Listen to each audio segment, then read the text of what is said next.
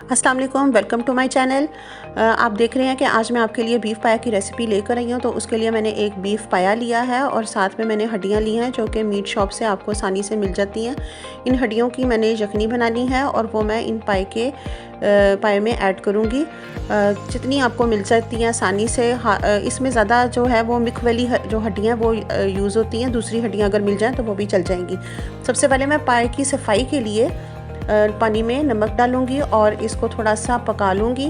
पकाने के बाद मैं इसके ऊपर से छुरी की मदद से इसका ऊपर से रगड़ रगड़ के छिलका थोड़ा सा साफ़ कर लूँगी ताकि इसकी जो मैल है, इसकी गंदगी वो रिमूव हो जाए। सफाई जो है पाए की वो बहुत ज़रूरी है, क्योंकि अगर पाए साफ़ नहीं होंगे ना तो आपके शोरबे में उसकी स्मेल आएगी।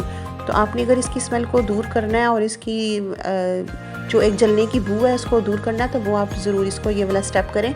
और दूसरी तरफ मैंने एक पतीली में हड्डियाँ ले ली हैं और इन हड्डियों में मैंने एक दालचीनी, एक मोटी इलायची और ज़ीरा और लहसुन के 5 से 6 जवे डाले हैं और नमक डाल के इसकी मैंने बीफ स्टॉक बना लिया। दूसरी तरफ मैंने अपने जो गाय के पाए थे उनको मैंने बॉईल करके उनकी सफाई कर लिया और मैंने 3 प्याज लिए हैं और उनको अब मैं फ्राई करूँगी। लहसुन और अदरक लिया है, इसका पेस्ट बना लूँगी। लहसुन का एक मैंने पूरा जो है बंच लिया था और अदरक भी मैंने 2 इंच का टुकड़ा लिया था। सबसे पहले मैं इसमें अपने स्पाइसेस ऐड करूँगी। नमक लिया है 2 चाय के चम्मच मैंने मिर्चों के ऐड किए हैं। नमक और मिर्च आप अपने हस्ब जायका ऐड करें। अगर आप ज़्यादा खाना चाहते हैं तो आप इसमें ज़्यादा ऐड कर सकते हैं। नमक जो है मैंने बीफ स्टॉक में भी ऐड किया है, इसलिए मैं अभी इसमें कम ही नमक ऐड करूँगी। बाद में मैं इसमें ज़रूरत हुई तो ऐड कर लूँगी। अदरक लहसुन का पेस्ट बना के वो ऐड किया है और इसको थोड़ा सा फ्राई करूँगी ताकि इसका कच्चापन दूर हो जाए। आपने अगर अभी तक मेरे चैनल को सब्सक्राइब नहीं किया तो ज़रूर सब्सक्राइब करें।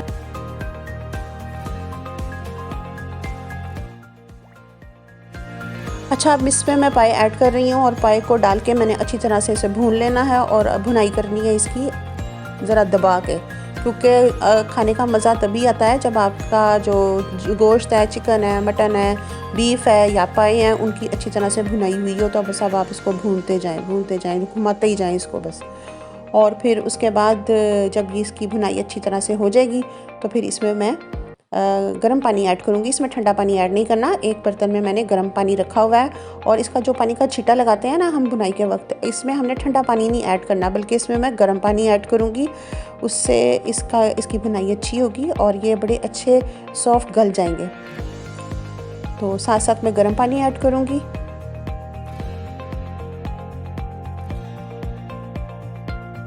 आपने मेरी वीडियो पे कमेंट भी अच्छा सा करना है और मुझे बताना है कि आपको मेरी रेसिपी कैसे लगी। बहुत ही आसान रेसिपी है और बहुत ही इजी है और मैंने इसमें ज़्यादा स्पाइसेस यूज़ नहीं किए। आप देख लें, पाए का अपना फ्लेवर होता है, इसमें ज़्यादा स्पाइसेस की ज़रूरत नहीं होती। इसमें 6 से 7 लौंग मैंने ऐड किए हैं और बाकी स्पाइसेस जो मैंने यखनी में डाले थे और ज़ीरा मैंने ऐड किया है 1 टीस्पून। बाकी स्पाइसेस मैंने यखनी में ऐड कर लिए थे, बस वही काफ़ी हैं इसके लिए। बहुत ज़्यादा इसमें मसालों की ज़रूरत नहीं है, क्योंकि हम जितने मसाले डालेंगे इसमें तो इसका फ्लेवर जो है वो कोरमे की तरह का हो जाएगा, तो फिर ये पाए नहीं लगेंगे।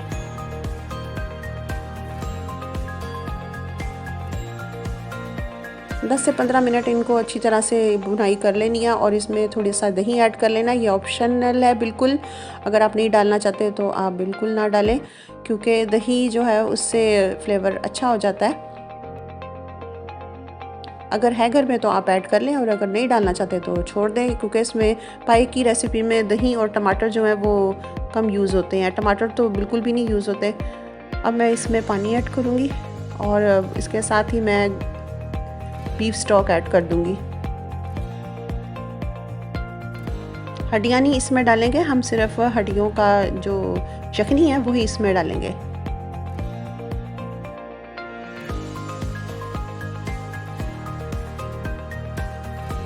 यखनी मैंने इसमें ऐड कर दिया है और अब इसको कवर करके इसको 6 से 7 घंटे के लिए बिल्कुल धीमी आंच पे रख दूँगी ताकि पाए जो है वो अच्छी तरह से गल जाए, उनका जो गोश्त है वो बिल्कुल सॉफ्ट हो जाए। और आपने इसको साथ साथ चेक करते रहना है। ऑलमोस्ट सारे जो पानी जो था इसका ड्राई हो चुका है। देखें, इसकी इतना सा शोरबा रह गया और अभी इसको थोड़ा सा और थिक करूँगी मैं। तो चेक करें आप। अभी मैं आपको दिखाऊंगी कि ये पाए कितने सॉफ्ट हो चुके हैं, बगैर प्रेशर के, बगैर किसी चीज़ के इतने अच्छे सॉफ्ट हो गए हैं। ये इनको 6 से 7 घंटे लगे हैं। देखिए, अब थोड़ा सा शोरबा इसका ठीक करके मैं इसको सर्व करूँगी। आप इसको गरम गरम नान के साथ खाएं और दुआ में मुझे याद रखिएगा। मेरी नेक्स्ट आने वाली रेसिपी तक अल्लाह हाफिज़।